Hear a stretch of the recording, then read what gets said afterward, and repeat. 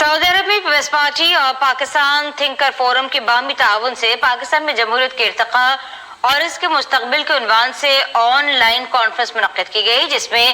سیاسی جماعتوں کے ارکان نے شرکت کی۔ معروف کالم نویس وجاہت مسعود نے شرکا سے اظہار خیال بھی کیا۔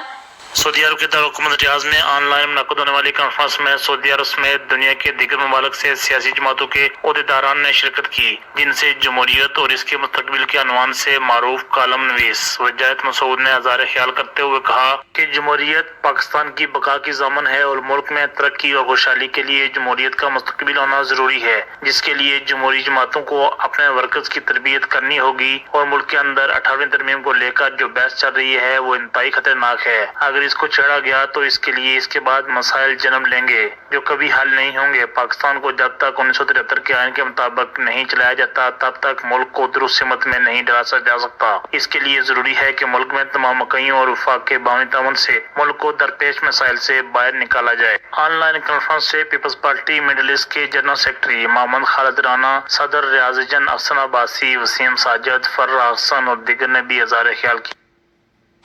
میاں چنو میں